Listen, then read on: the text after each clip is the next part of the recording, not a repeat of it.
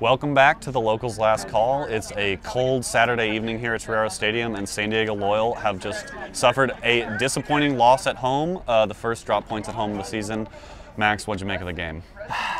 I've got a lot to say about it. I think I've tried being as optimistic as possible this year, and I know the attack's been a problem for most of the year, and we've kind of been mentioning that game after game, and I think tonight kind of highlights that to a T, honestly. I mean, we had 13 shots, 4 on target, plenty of good chances created. I think it's not the issue of not creating chances, it's putting the ball in the back of the net. And I think we've been looking for some improvement in the attack this season, and to be honest, I think tonight is almost a step back. What did you make of it? Yeah, I agree. I think it was a step back. I think this is the first time this season I'm leaving a game feeling properly a little bit pessimistic. The attack looked cumbersome. I know we had a long game midweek, so maybe there were some heavy legs, but it just kind of looked like we ran out of ideas. We weren't moving the ball quickly. Yeah, it was not a very thrilling watch. Did anybody have a good game for you? Anybody stand out? To be honest, I know Toomey got the man of the match.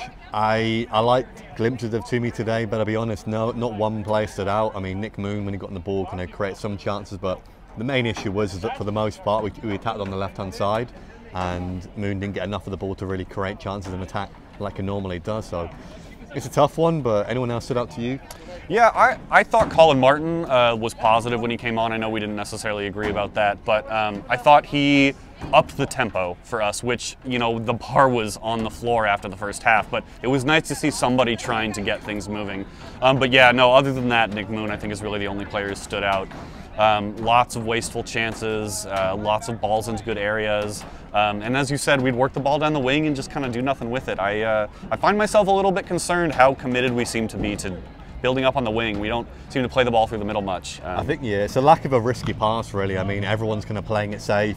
And I know last year with the likes of Kai Vassell, we kind of had the ability to play a long ball up top, play a risky pass in behind. But this year, it almost seems to go back to 2 years ago, where it's kind of play it safe, the man's not open, to keep the ball a little bit, and no one wants to attack and take on a player, aside from the goal that Toomey had. But aside from that, I'm annoyed about the game, and I'm not leaving here kind of looking forward to next weekend away to Orange County, knowing that we're still winless away from home. And again, we had our home kind of form with us, but that's gone now. Yeah, and I think too that, you know, we've touched on this in past episodes, that we were maybe fortunate to come away with the scorelines we did in previous home games. So today that luck kind of caught up with us a little bit, I think. I thought both goals conceded were pretty bad. The second one especially, they carved us open, and it wasn't even a great finish. So yeah, I think we have to take a good hard look at ourselves. Yeah, I mean, when the attack's not clicking, you need at least your defence to be solid, and I mean, that's in the last 2 games now we conceded 7 goals. I know Seattle, there was some good goals they scored there, but going off the first half performance, defensively we were shocking. Tonight, again, not much better. So I want to be optimistic. I wanted to kind of find some good points tonight, aside from the chances created. I think that's mainly what I'll take from it, but something's just missing, I think. Yeah, I agree. I don't know if that's another player or a different kind of tactical look, or just maybe, like you said, a more willingness to be aggressive, be risky. There were a couple times we tried to play that ball in behind, and it was either too heavy, too soft. It just doesn't look like it's something we're used to doing. I know we had a long week this week, you know, 3 games in 7 days, travel up to Seattle, 125 minutes. Do you think that factored in at all? A little bit. I mean, we only brought on 2 subs tonight. Again, plenty of injuries within the squad too, which isn't helping us at all. I mean, we had Corona and Guido come off at half time. Again, Guido finally back from injury, so that's great to see. But both of them got a yellow card early on. Whether they were taken off to kind of save suspension, we don't know. Kind of saved their legs a little bit.